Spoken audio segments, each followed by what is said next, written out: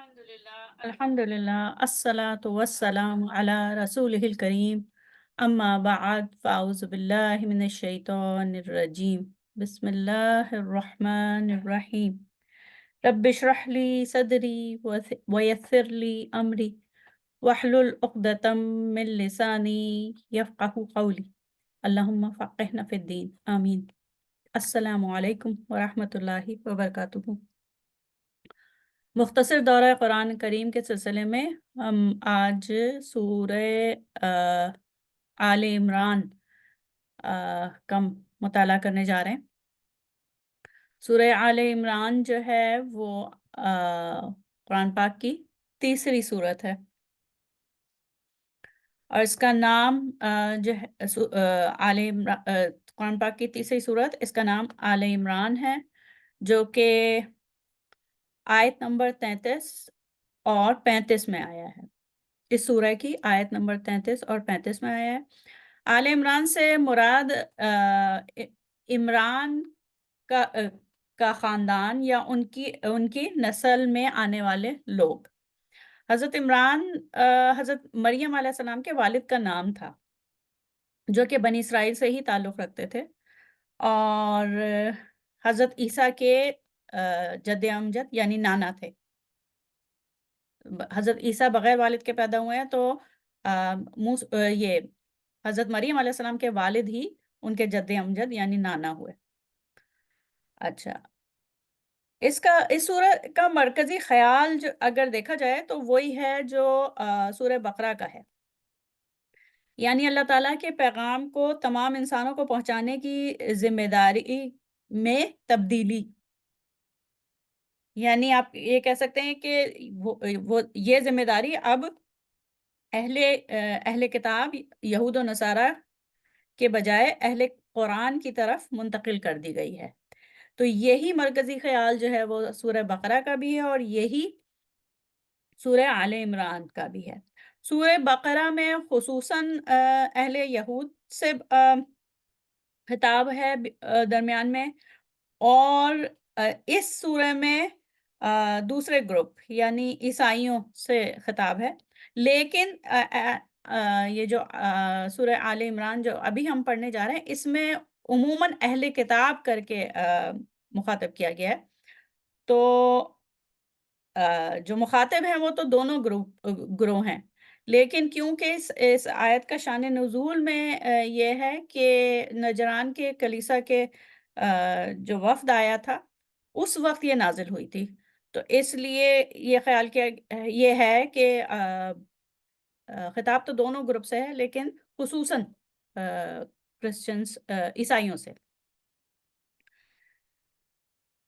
अच्छा, अगर आप देखें तो हमें सूरह बक़रा में गाय का ज़िक्र मिलता है, जो कि तारीख़ी हवाले से देखें तो अहले यहूद के साथ गाय की क़ुरबानी का वाक़या हुआ था, तो सूरह बक़रा में गाय का ज़िक्र मिलता है।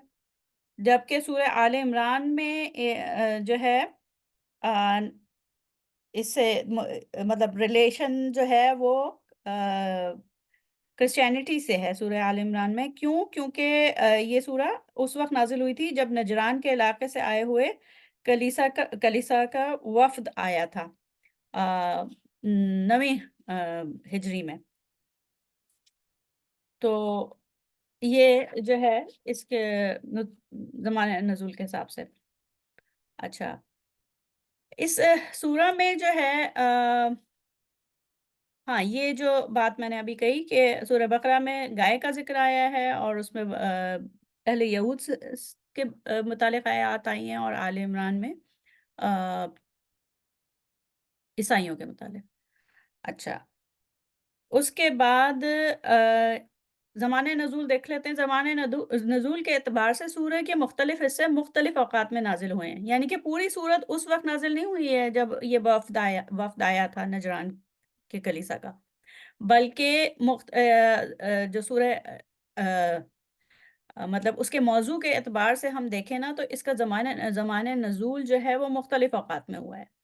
जो सूरह की बिल्कुल शुरू में इब्तिदाई आयात हैं, यानी देखें तो आयत नंबर 13 और 15 وہ غزوہ بدر کے تناظر میں نازل ہوئی ہیں، غزوہ بدر کے بعد۔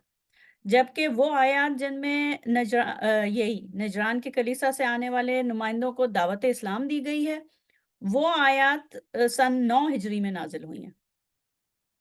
اسی طرح اس سورہ کا درمیانی حصہ جو حضرت مریم اور حضرت عیسیٰ علیہ السلام کی پیدائش کے متعلق ہے، ان کی زندگی سے متعلق ہے، وہ بھی ممکنہ طور پر اسی زمانے میں نازل ہوا ہے، یعنی کہ 9 ہجری یا اس کے اطراف۔ جبکہ سورہ کا آخری حصہ یعنی آیت نمبر 121 سے آخر تک غزوہ احد کے آخر میں نازل ہوا ہے، یعنی کہ جو سب سے آخر میں جو چوتھا حصہ ہے وہ آیت نمبر 121 سے لے کے تقریباً 200 تک جاتا ہے، وہ غزوہ احد کے بعد نازل ہوا ہے۔ اچھا، یہ جو وہ آیات جو غزوہ بدر اور غزوہ احد کے تناظر میں نازل ہوئی ہیں، ان میں مومنین کی نئی جو مدینہ منورہ میں مسلمان تھے، ان کی نئی جماعت کو خاص ہدایت دی گئی ہے اور خبردار کیا گیا ہے کہ دنیاوی نعمتوں کی چکا چوند میں نہ پڑیں، یعنی کہ یہ جو اس میں خاص طور پر آیات آئی ہیں کہ یہ دنیا کی جو نعمتیں ہیں وہ کچھ حیثیت نہیں رکھتی، اصل جو ہے وہ اصل جو اہمیت جو ہے وہ آخرت کی ہے۔ اور ان کو یہ بھی بتایا گیا ہے کہ جو غلطیاں ان سے پہلے کی قوموں نے آپس کی ضد اور باہم اختلاف کی وجہ سے کی، وہ ان کو دہرانے سے پرہیز کریں، یعنی کہ جو پہلے کی قوموں میں دین ایک ہی آیا، حضرت آدم علیہ السلام کے بعد سے تمام انبیاء ایک ہی دین لے کے آئے، لیکن وہ ان کے علماء نے آپس کی ضد اور باہم اختلاف کی وجہ سے مذہب کی شاخیں بنا لی، تو جس کی وجہ سے فرقے بن گئے۔ تو مسلمانوں کو کہا گیا کہ ان کو دہرانے سے پرہیز کریں اور جنگ اور امن دونوں حالات میں ثابت قدم اور متحد رہیں۔ اب ہم جاتے ہیں یہ مضمون کے اعتبار سے جو ہم پڑھتے ہیں کہ جس میں کہ یہ پہلا حصہ جو ہے وہ اگر ہم دیکھیں تو مضمون کے اعتبار سے ہم یہ کہہ سکتے ہیں کہ آیت نمبر 1 سے لے کر 32 میں ایک اپنے مضمون کے لحاظ سے ہم آہنگی ہے۔ اچھا، یہ جو آیات 1 سے لے کر 9 میں یہ انٹروڈکٹری آیات ہیں، تعارفی آیات آئی ہیں۔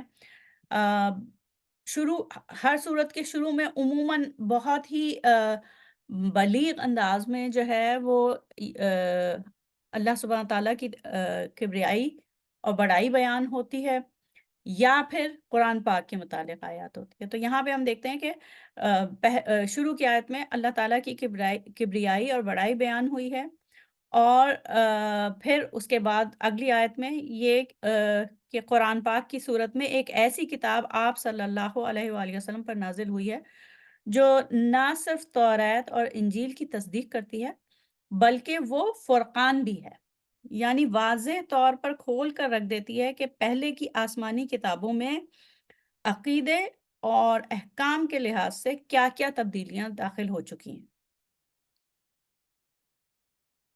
تو یہ قرآن جو ہے وہ فرقان کی حیثیت رکھتا ہے، امتیاز کرنے کے لیے کہ کیا سچ ہے اور کیا غلط ہے۔ پھر آیت نمبر 7 میں آیات محکمات اور آیات متشابہات کے بارے میں بتایا ہے کہ قرآن پاک میں دونوں طرح کی آیات آئی ہیں، یعنی محکم یا واضح آیات بھی اور مبہم اور یا غیر واضح بھی۔ تو جن لوگوں کے دلوں میں ٹیڑھا پن ہوتا ہے وہ انہی غیر واضح اور مبہم آیات کی تفصیل میں نکل پڑتے ہیں۔ متشابہات کا مطلب یہ ہے کہ ان کا معنی بالکل ایکسپلیسٹ نہیں ہوتا، بالکل سامنے نہیں ہوتا، الفاظوں میں نہیں ہوتا، بلکہ ان کے کئی معنی نکل سکتے ہیں یا کئی تعویلیں ہو سکتی ہیں۔ تو جن لوگوں کے دلوں میں ٹیڑھ ہوتا ہے وہ انہیں غیر واضح اور مبہم آیات کی تفصیل میں نکل پڑتے ہیں اور اپنی طرف سے کئی تعویلیں گھڑ لیتے ہیں، اور انہی متشابہات کے درپے ہونے کی وجہ سے عیسائیت اور عیسائی اسپیشلی جو علماء تھے شروع میں، وہ اپنے علماء کی تعویلوں کی وجہ سے وہ بھٹک گئے. جیسے وہ اس میں آپ یہ اگر آپ اس کو تحقیق کریں، اوریجنل سن جو ہے وہ پیدائشی گناہ، یہ آپ کو بائبل میں حضرت عیسیٰ علیہ السلام کے حوالے سے نہیں ملے گا، بلکہ بعد کے جو علماء آئے ہیں انہوں نے انٹروڈیوس کیا ہے، اور بہت سے عقائد ہیں. اچھا، پھر یہ کہ جیسے ہی یہ 7ویں آیت میں یہ آیات متشابہات کا ذکر ہے، تو اگلی آیت میں پھر دعا بھی ہے. آیت 8 میں اس رویے اور بھٹک جانے سے بچنے کے لیے دعا کے الفاظ بھی مسلمانوں کے لیے بیان کیے ہیں تاکہ وہ اس گمراہی سے بچے رہیں. وہ ہے نا، ربنا لا تزغ قلوبنا بعد اذ ہدیتنا، تو وہ اس میں ہے، وہ دعا ہے کہ بھٹکنے سے بچے رہیں. اچھا، اس کے بعد آیت نمبر 10 سے لے کر 32 میں اہل کتاب خاص طور پر عیسائیوں کو دعوت ہے کہ وہ آخری رسول اور خدا کی آخری کتاب پر ایمان لائیں، اور یہ کہ وہی والی بات کہ ظاہر ہے الہامی کتابیں تو ان کے پاس بھی تھیں، لیکن اب جو دین ہے، اب آپ صلی اللہ علیہ وآلہ وسلم کی بعثت اور قرآن پاک کے نازل ہونے کے بعد اللہ تعالیٰ کے نزدیک دین اسلام ہی قابل قبول ہے. اور دین اسلام سے مراد کیا ہے؟ دین اسلام سے مراد اپنے آپ کو ایک خدا کے سپرد کر دینا اور اب تک آنے والے تمام پیغمبروں اور الہامی کتابوں پر ایمان لانا.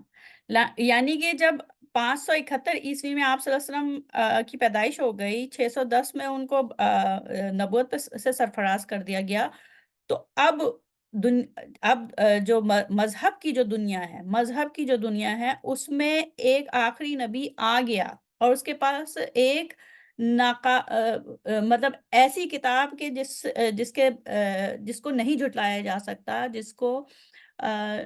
جس کے جو ایک معجزہ ہے. کتاب قرآن جو ہے وہ معجزہ ہے. اس قرآن کے آنے کے بعد، آخری الہامی کتاب ہونے کے بعد، اب جو ہے اللہ تعالیٰ کے لیے اسلام ہی قابل قبول ہے. یعنی کہ تمام انبیاء پر ایمان لانا ضروری ہے جب وہ دنیا میں آ جائیں. تو کیونکہ آپ صلی اللہ علیہ وسلم دنیا میں تشریف لے آئے ہیں، تو اب آپ صلی اللہ علیہ وآلہ وسلم پر ایمان لانا مسٹ ہے. اچھا، اس کے بعد ہم چلتے ہیں آیت نمبر 32 کے بعد. جب آیت نمبر 33 سے لے کر 64، یہ دوسرا حصہ ہے مضمون کے لحاظ سے، مضمون کے اعتبار سے. تو ان آیات میں حضرت مریم اور حضرت عیسیٰ علیہ السلام کے حالات ان کی پیدائش سے بھی پہلے سے بیان ہوئے ہیں. یعنی کہ پورا کہ حضرت مریم علیہ السلام کی پیدائش کیسے ہوئی، ان سے پہلے ان کی والدہ نے کیا منت مانی، اور پھر حضرت عیسیٰ علیہ السلام کی پیدائش کا بھی بیان ہے، تاکہ عیسائیوں کے عقیدہ تثلیث کا جواب دیا جا سکے یا اس کا رد کیا جا سکے. مریم علیہ السلام کی والدہ حنا حمل کی حالت میں ایک نظر مانتی ہیں کہ اپنے ہونے والے بچے کو وہ اللہ تعالیٰ کی عبادت گاہ کی خدمت کے لیے وقف کر دیں گی.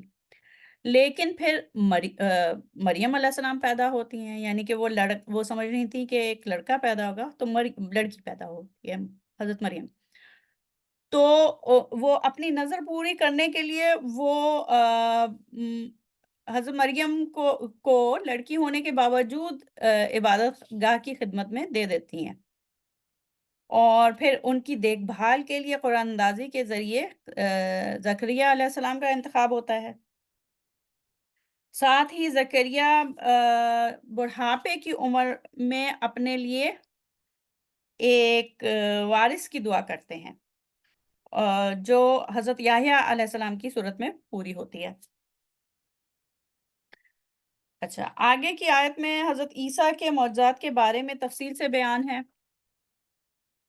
پھر عیسیٰ علیہ السلام کی بچپن اور جوانی دونوں میں لوگوں کو اپنے خدا پر ایمان لانے کی دعوت ہے، اور پھر آیت میں یہ بھی ہے کہ عیسیٰ علیہ السلام کی مثال بھی مثال آدم علیہ السلام جیسی ہے کہ جنہیں بغیر ماں باپ کے پیدا کیا گیا تھا، یعنی کہ ان کی پیدائش میں جو کہ مبہم ہے، غیر واضح ہے، نہیں اس میں لوگوں کو اشکال ہوتا ہے، تو وہ اس کے پیچھے نہ جائیں۔ آدم علیہ السلام بھی تو پیدا ہوئے تھے بغیر ماں باپ کے، تو حضرت عیسیٰ علیہ السلام بغیر باپ کے کیوں نہیں پیدا ہو سکتے؟ تو اس کے بعد پھر جو ہے آیت نمبر 64 میں اہل کتاب خصوصاً اہل کتاب کو دعوت دی گئی ہے کہ آؤ ان باتوں کی طرف جو عقائد کے حوالے سے ہمارے اور تمہارے درمیان مشترک ہیں۔ پہلے ہم مذہب میں ان باتوں کا جائزہ لے لیں جن کے بارے میں ہمارا اتفاق ہے، جیسے کہ فرسٹ کمانڈمنٹ ہے۔ فرسٹ کمانڈمنٹ کو دونوں مانتے ہیں، یہود بھی مانتے ہیں کیونکہ وہ اولڈ ٹیسٹمنٹ میں ہے، تو یہود بھی مانتے ہیں اور عیسائی بھی مانتے ہیں، اور وہ فرسٹ کمانڈمنٹ میں یہی ہے کہ وہ صرف اور صرف ایک خدا کی عبادت کریں گے اور اس میں کسی کو شریک نہیں کریں گے۔ آگے چلتے ہیں، اور آگے یہ آیت نمبر 64 جو ہے وہ تینوں مطلب اگلے حصے میں بھی اس طریقے سے ہے کہ پچھلے حصے میں سورہ آل عمران کے دوسرے حصے میں جو ہے حضرت مریم علیہ السلام، حضرت مریم، حضرت عیسیٰ علیہ السلام، حضرت زکریا ان کے بارے میں ہے، یعنی کہ ان کی زندگی کے بارے میں ہے، ایک طریقے سے ایک انٹروڈکشن ہے۔ اس کے بعد پھر ہمیں یہ آیت ملتی ہے کہ آؤ یہ میں ابھی اس کا ترجمہ پڑھتی ہوں، اور یہی آیت نمبر 64 میں کہ آؤ ہم پہلے ان باتوں کا جائزہ لے لیں جو ہم دونوں میں قدر مشترک ہیں۔ یہ اس کا ترجمہ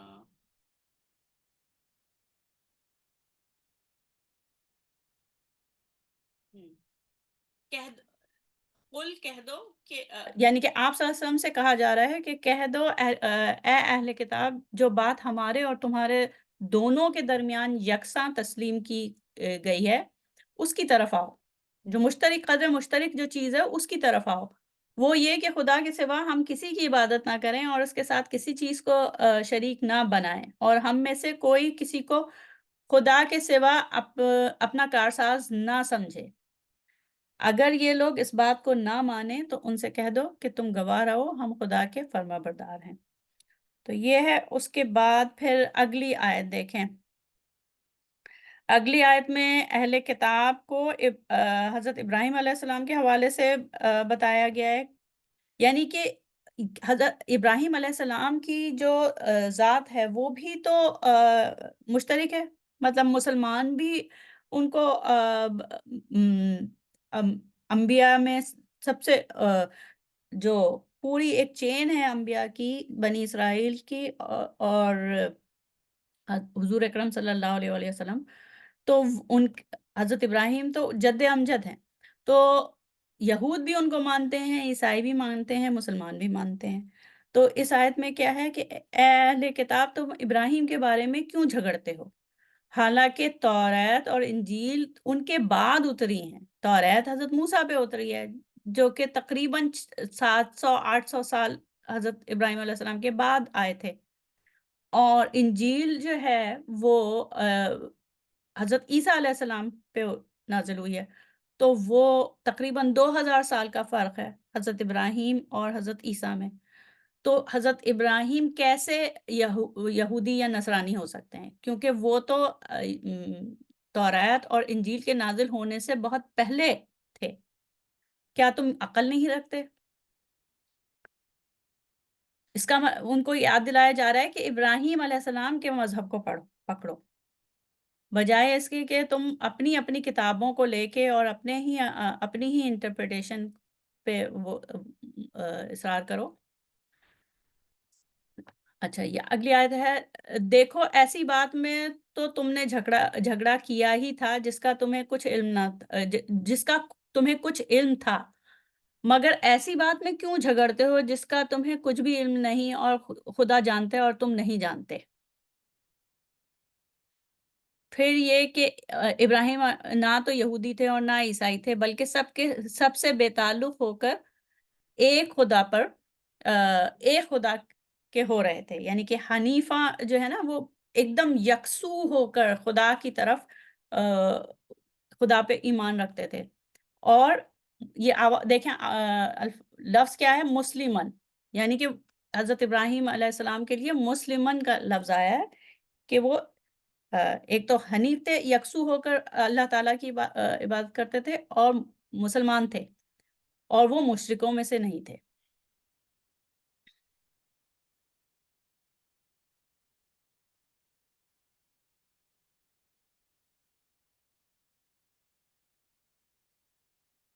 फिर ये आगे मुसलमानों को वही बताया गया है कि जो उस वक़्त मदीना में अहले किताब थे, वो चाहते थे कि उनको वापस अपने पुराने मज़हब पे फेर दें।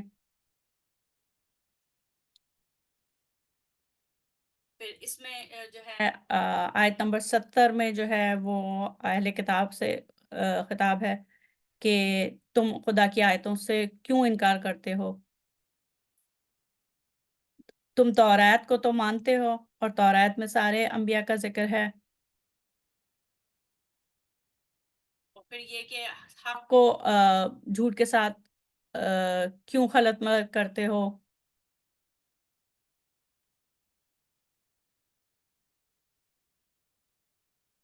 फिर वही जो रवैया था उनका, जो उनकी ख़ुसूसियात थीं, वो क्या करते थे उस वक़्त कि पहले ईमान ले आओ और फिर बाद में अ, उसका इनकार कर दो। ये उस वक़्त वहाँ पे ये हो रहा था।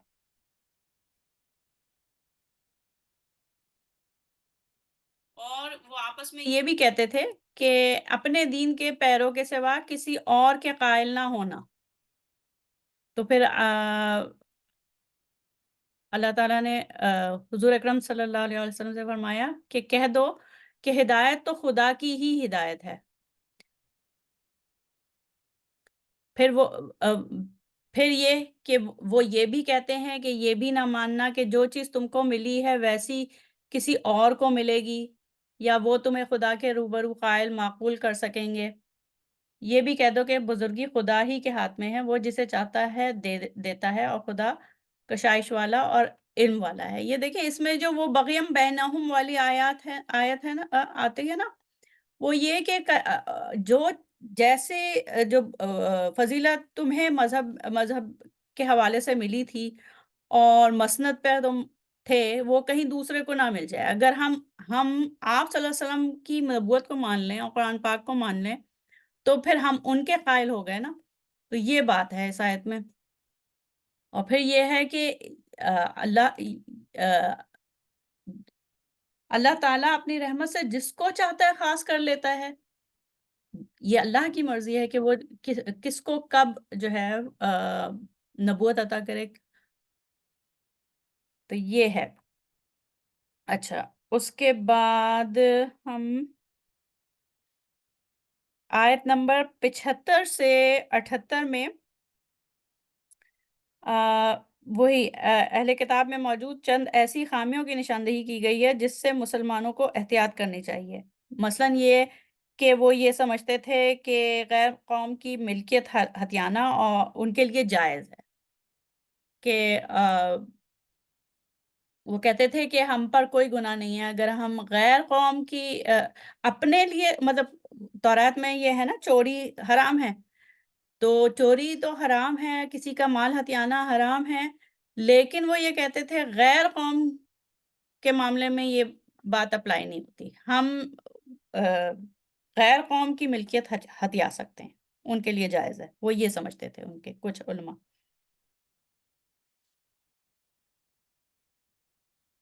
अच्छा।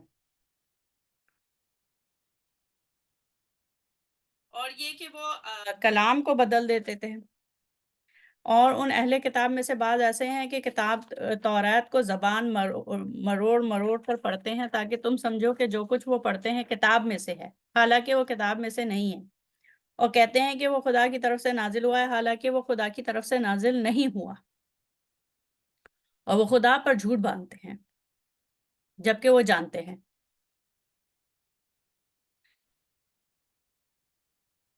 اور پھر یہ کہ وہ دیکھیں جب وہ یہ کرتے ہیں کہ جو بات اس میں نہیں ہے، صحیفے میں نہیں ہے، لیکن اس کو اللہ تعالیٰ کی طرف منسوب کر دیتے ہیں، تو اس کا مطلب ہے وہ لوگوں کو اپنا آ، اپنے اس میں لا رہے ہیں، اپنی بات کے قائل کروا رہے ہیں، حالانکہ وہ خدا تعالیٰ پر جھوٹ باندھ رہے ہیں۔ تو یہاں اگلی آیت میں یہ ہے، کسی آدمی کو شایان نہیں کہ خدا تو اسے کتاب اور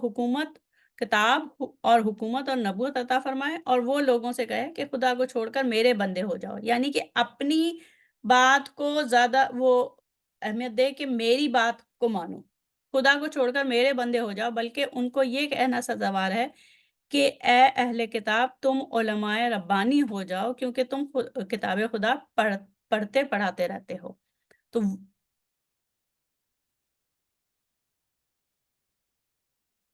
اور ان کو یہ بھی نہیں کہنا چاہیے، اور ان کو یہ بھی نہیں کہنا چاہیے کہ تم فرشتوں اور پیغمبروں کو خدا بنا لو۔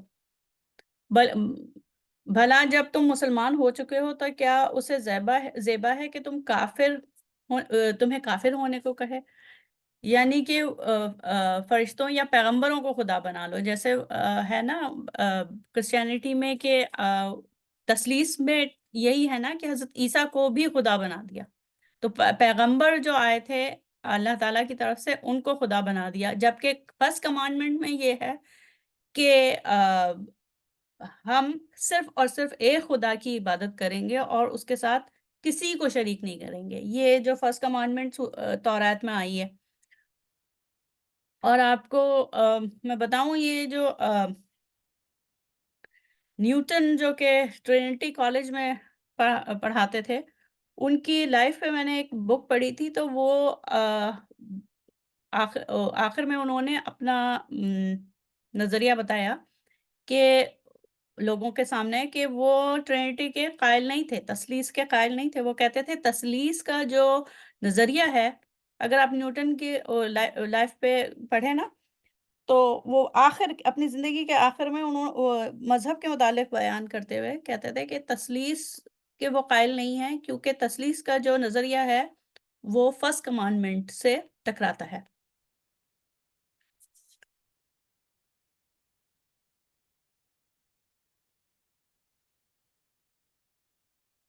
اچھا، اس کے بعد یہ آیت میں یہ بھی ہے کہ ان کا وہ عہد جو تورات اور انجیل میں ہے، ان کو یاد دلایا ہے کہ یہ دیکھیں، میں اس کا ترجمہ پڑھتی ہوں۔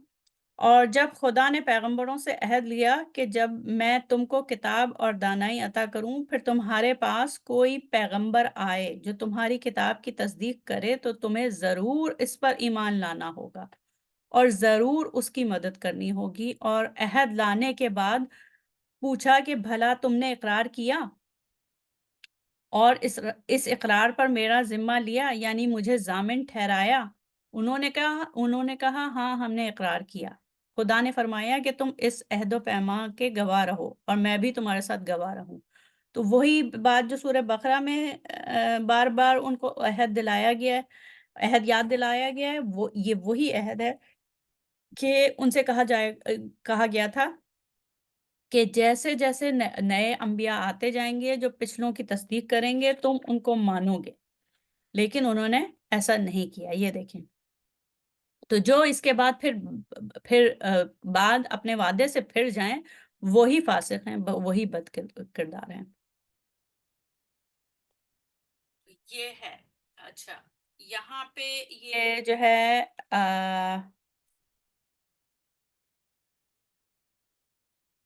پھر اس کے بعد یہی ہے کہ آگے کی آیت جو 101 آیت تک یہ ہے کہ इसमें हम कहाँ हैं? ये वाली स्लाइड पे थे हम।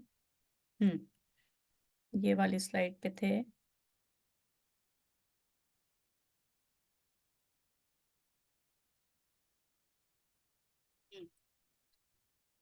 तो फिर यही है कि उनको बताया गया है कि दीन इस्लाम ही अब अल्लाह ताला के नज़दीक काबिल कबूल है, यानी कि उसमें जो है ये कि अल्लाह ताला को अपना माबूद मानना और सिर्फ उसी की इबादत करना, मुकम्मल तौर पर अल्लाह ताला के सुपुर्द करना और तमाम फरिश्तों, तमाम इंसानी किताबों और तमाम रसूलों पर ईमान लाना ज़रूरी है। तो ये है आयत नंबर अ, 81 से 85 में, और आयत नंबर 95 95 में ये है कि बजाय इसके कि बाद की किताबों को पकड़ो तुम, हज़रत इब्राहीम अलैहिस्सलाम जो तुम्हारे जद्दे अमजद हैं उनको फॉलो करो।